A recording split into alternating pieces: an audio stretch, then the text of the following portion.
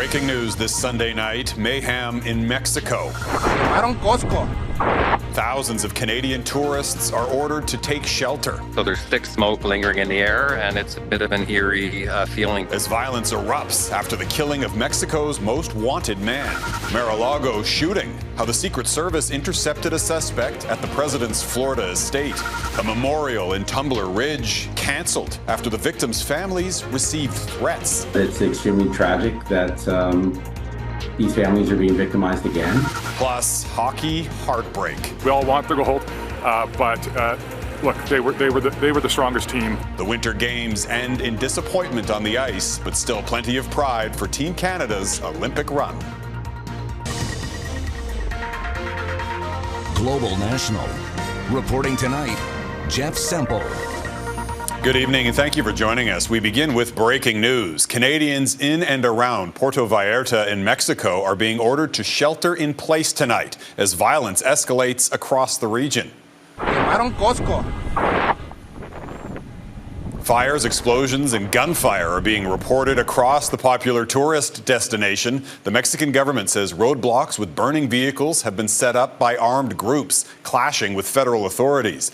The violence comes after Mexico's most wanted man, cartel leader Nemesio Rubén Oseguera Cervantes, also known as El Mencho, was killed in a military operation. The airport was shut down, flights suspended. Locals and tourists alike are now stuck inside and taking shelter, including thousands of Canadians. Behind our unit, you could see multiple areas of smoke, and it looks like a war zone. Everybody's been ordered in the entire city to stay indoors, so there's literally nobody on the streets. And you can see a little bit of the smoke behind me. There were several dozen car bombs, if you will, or cars set on fire in the city in the last 3 hours. And it's a bit of an eerie feeling given the tourist city that it is. It's just very quiet here. It's a weird feeling because Sunday here is Sunday fun day. It's a busy time. The beaches are full. People are having a good time on Sundays, and not today. Air Canada, WestJet, and Porter have now cancelled and diverted flights to the region. The Canadian government says all taxi and rideshare services have also been suspended. It's advising Canadians to keep a low profile and follow the orders of local authorities. Puerto Vallarta is a popular vacation destination visited by hundreds of thousands of Canadians every year, and many are now stranded as Mexican authorities clash with cartels. Among those Canadian tourists, we find Global's own Skylar Peters, who joins us now. Hi, Skylar. It started out as a tranquil morning here along the Bay of Banderas in Mexico. Like thousands of others, we had just finished watching the Olympic gold medal hockey game between the United States and Canada, roughly 9:30 a.m. here local time, when we first heard of violence erupting some 30 minutes south of us in Puerto Vallarta. Terrifying video shows burned cars in the streets of Puerto Vallarta, smoke billowing hundreds of meters into the sky, visible from dozens of kilometers away across the bay. Dozens of WestJet, Air Canada, and Flair Airlines flights, among others, were quickly diverted and canceled from airports in Puerto Vallarta, Guadalajara, and Manzanillo, Mexico. The chaos erupted after the Mexican army killed the leader of the Jalisco New Generation cartel in an operation in this western state, some 150 kilometers east of here, earlier on Sunday. The state's governor announced the suspension of public transit and the cancellation of in-person schooling on Monday in response to the widespread clashes. The town of Bucharias, roughly 20 minutes north of Puerto Vallarta, completely shut down just hours after hockey fans packed bars and filled the streets. Over the last couple of hours, this eerie quiet has been punctuated by what sounds like explosions, a military helicopter flying low over our heads towards Puerto Vallarta, and of course the concerned conversations among vacation goers here. Now, Global Affairs Canada says there are roughly 19,000 Canadians in Mexico right now, including 5,000 here in Jalisco. They are asking those people to shelter in place and to follow the advice of local authorities. Jeff? Skylar Peters in Nayarit, Mexico. Thanks, Skylar. Stay safe. In the United States, a man was shot dead by the Secret Service after breaching the perimeter at President Trump's Florida estate. Law enforcement says the man was armed and carrying a fuel can. Candace Cole has the latest from Washington. Secret Service and local law enforcement in Palm Beach have shot and killed a man they say unlawfully entered U.S. President Donald Trump's Mar-a-Lago estate inside a secure area around 1:30 Sunday morning. Investigators say a white male drove onto the property after another vehicle was exiting and was allegedly armed with a gas can and shotgun, according to Palm Beach County Sheriff Rick Bradshaw. He was ordered to drop those two pieces of equipment that he had with him, at which time he put down the gas can, raised the shotgun to a shooting position. At that point in time, the deputy and the two Secret Service agents fired their weapons and neutralized the threat. Law enforcement says the intruder was 21-year-old Austin Tucker Martin of North Carolina. He had been reported missing just days earlier. Investigators believe Tucker may have picked up the shotgun en route to Trump's estate. We want to be clear, the President of the United States was not in the state of Florida. Both Trump and First Lady Melania were at the White House at the time of the shooting. Hours after the shooting took place, U.S. Attorney General Pam Bondi said she'd been coordinating with federal partners about the incident and was grateful that Trump was safe, while Treasury Secretary Scott Bessent blamed Democratic rhetoric for the break-in. This latest incident follows the conviction of Ryan Ruth, who attempted to assassinate Trump in 2024 at Mar-a-Lago, and an assassination attempt during a rally in Pennsylvania when Trump was shot in the ear. Investigators are now asking for help from nearby neighbors as they continue their investigation into Sunday morning's shooting. Please check your exterior cameras for last night, early this morning. If you see anything that looks suspicious or out of place, please contact us. Martin was not previously known to law enforcement as a potential threat, according to Sheriff Bradshaw. Police have not said whether or not he acted alone. Candace Cole, Global News, Washington. It's been less than 2 weeks since the Tumbler Ridge mass shooting, and incredibly, families of the victims say they're now receiving threats. They were concerned enough that a memorial service this weekend for one of the youngest victims had to be canceled. The RCMP says it's aware of the threats to the small northern BC community, and officers are working with local officials to ensure everyone remains safe. Heather Yourex-West reports. The devastated community of Tumbler Ridge is once again on edge after RCMP say threats circulated online. On Friday, a funeral for one of the youngest victims, 12-year-old Kylie Smith, was abruptly canceled, the family says because of a credible threat. In a statement shared online by the Tumbler Ridge Chamber of Commerce, Kylie Smith's parents said they had been moved to a safe location. From what we are hearing, we are at least the third family of the deceased to be harassed or threatened since this awful tragedy took place, though RCMP say the veracity of the multiple threats has not been corroborated. It's extremely tragic that these families are being victimized again. This former RCMP officer says the attention this tragedy has garnered on social media may have put these families at risk. The RCMP says it is working with the mayor and community leaders to ensure a safety plan is in place for both the community and any specific individuals who may have been targeted. They would bring in resources potentially from protective operations, which is in E Division in British Columbia. And they might use those resources to move them to a secure location or safe house. And have them under guard. It was also a difficult weekend for the family of Maya Gabala, who was critically injured in the school shooting. Hours after posting the 12-year-old had opened her eye and was moving her arm, Gabala's mother posted the little girl had been taken in for emergency surgery. Early Sunday, Gabala's father posted the surgery had been successful. Our brave little warrior has come through, he wrote. She's holding on strong. Heather Yourex-West, Global News, Calgary.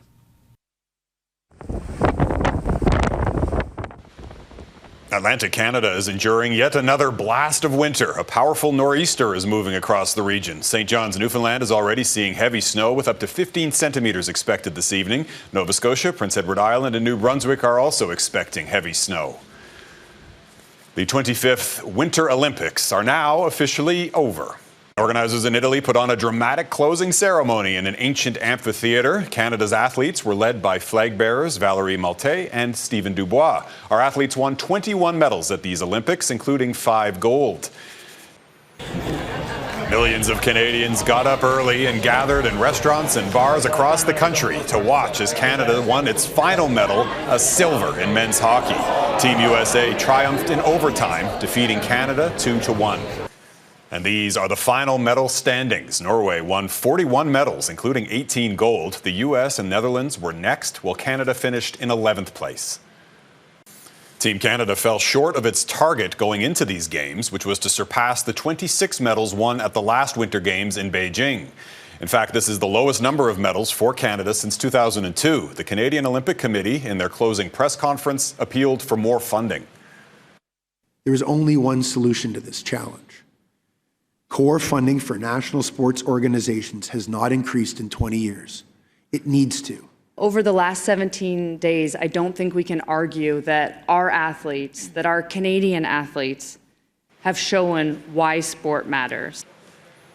The COC had lobbied for a $144 million funding increase in the Liberals' fall budget, but there was no new money for sport.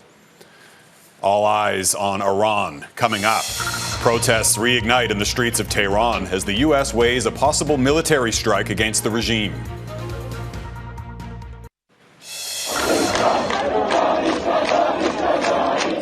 Anti-government protests continued for a second day outside a university in Tehran. Universities in that country opened this weekend for the first time since demonstrations in December and January that saw thousands of protesters killed. Iran and the U.S. are expected to hold more talks on Tehran's nuclear program this week as the White House threatens military action against the regime.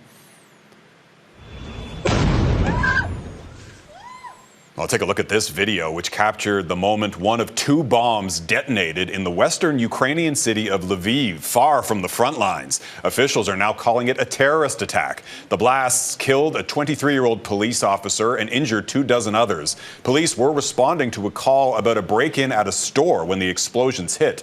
Ukraine's President Volodymyr Zelensky said several suspects have now been arrested. Prime Minister Mark Carney is preparing to travel to India and Australia next week. Just the latest stops on what's been a busy travel itinerary for the PM. Global News has crunched the numbers from Carney's trips and compared them to his predecessors. David Akin reports on what the results reveal about the government's priorities. I, Mark Carney, do swear that I will be faithful and bear. Mark Carney had been Prime Minister of Canada for not even a week before he boarded an Air Force jet bound for foreign shores. A one-on-one with French President Emmanuel Macron. Then a hop across the English Channel to meet UK Prime Minister Keir Starmer. We're able to go out and see the world. We're able to help Canadian companies prepare. Carney has made overseas one-on-one meetings with foreign leaders a core part of his practice as PM, much more so than his predecessors, Justin Trudeau or Stephen Harper. I think we live in a world where Canada continues to develop trading relationships, other strategic partnerships right around the world. And if I look at the job numbers, David, it's sure yielding dividends. A Global News analysis of prime ministerial travel since 2005 shows that Carney has been abroad for 58 of the 340 or so days that he's been in office. Now, not counting the 36-day election campaign, that means Carney has been overseas nearly 19% of his time in office. By comparison, Trudeau was abroad 33 days, or 10% of the time, while Harper was overseas 54 days, or 16%. Carney has already touched down in more than 20 foreign capitals, among them Beijing, Rome, Mexico City, and Berlin. This Prime Minister has made trade diversification a real centerpiece of his time in office, and so it makes sense that he's going out there trying to make deals. And it makes sense for people to look at these trips and to ask whether they're advancing those objectives. But the foreign capital he's visited most often, Washington, with 5 days spent in D.C., including 2 trips to the Oval Office. Thank you for your hospitality and above all for your leadership. You're a transformational president. Transformational indeed. As Carney himself has said on more than one occasion, Trump has forced Canada and many countries around the world to re-examine their trade and security relationships. And it's that mission that continues to put Mark Carney on the road. Jeff. David Akin, thanks. Still ahead, a silent killer. The efforts to bring awareness to a disease that affects more than 1 million Canadians.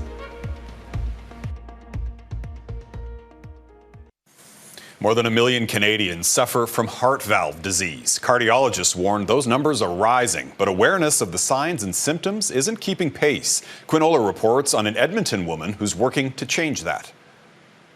We are camping this May long weekend at the Pigeon Lake Provincial Campground. For Carrie Pratt, sharing her outdoor adventures is just a part of who she is. This Heart Month, she's been compelled to share another, more personal story. I was in my early 30s, and the doctor listened to my heart and said, something is different. That's a very interesting sound. Pratt was diagnosed with a bicuspid aortic valve, a congenital heart defect where one of her heart valves was pushing blood back into her heart. I look completely normal, but inside I know there's something, sort of a ticking time bomb that is going to be going off, and that I can either fix it now or I can fix it later and have that option. Pratt is one of more than 1 million people impacted by heart valve disease in Canada. She had no symptoms, and without that checkup, she could have gone years without knowing anything was wrong. When it becomes very severe, valve disease can cause things like congestive heart failure, stroke, and even serious complications, of course, like death. Doctors say if a patient does have symptoms like shortness of breath, fatigue, or dizziness, it's often dismissed as a normal sign of aging. A simple stethoscope check can make all the difference. Identify valve disease early so really we can figure out what's going on and really hopefully save lives. Because Pratt was so young, she was able to get a specialized cardiac surgery called a Ross procedure in Toronto, using her own valve and a donor valve to fix the problem. Now, 10 years later, she's no longer worried about what could happen. If I hadn't had that and heard that my heart was wrong, I could have had a totally different scenario, and I might not be sitting here today. Sharing her message about proactive healthcare and a few adventures along the way. Quinola, Global News. Game's over. Up next, Canadians reflect on Team Canada's Olympic run. They played their hearts out, and I am so proud of those boys. Way to go, Team Canada. You are just the greatest team from the greatest country in the world. Thank you, Team Canada. We all want the gold, but look, they were the strongest team from start to finish out there, and we're still proud of them and everything they've done. A bit sad because, we lost the game. Honestly, we still got a silver medal, so. Just some of the reaction from Canadians right across the country who got up early to take in the men's hockey gold medal match. It ended in heartbreak, but the games provided plenty of reasons to celebrate. Our Mike Armstrong has been in Milan through it all and joins us once again. So, Mike, looking back, what stands out to you? Well, Jeff, what I didn't expect coming to the Olympics, and I probably should have, was how intense it would be. There are so many sports to follow and so many events and so many athletes. The time here in Italy is a blur. There were great moments to watch, some heartbreakers, and the Canadian I was pulling for most of all had to miss the final she'd already qualified for due to injury. But it's hard to remember all the things that have happened. People from back home keep saying, well, at least you must be finding the food great in Italy. No, I've sat down in a restaurant for a meal 5 times in close to 3 weeks. It's just been too busy. This was a cappuccino I had near the Olympic flame once. I was able to get to a few races at the long track, but that was it until today and the gold medal match. And I'm not going to lie, part of me wishes I hadn't been there to see Canada lose. My one consolation, maybe it's not the end of the world if we let the US have the Olympic gold once every half century. Jeff? All right, go enjoy some pasta and Chianti Classico. Thanks, Mike. And that is Global National for this Sunday night. I'm Jeff Semple. As the Olympics come to a close, a final look back at some of our Olympic medalists. Team Canada, you made us proud. Thanks for watching. Donna will be back with you tomorrow. Have a great night.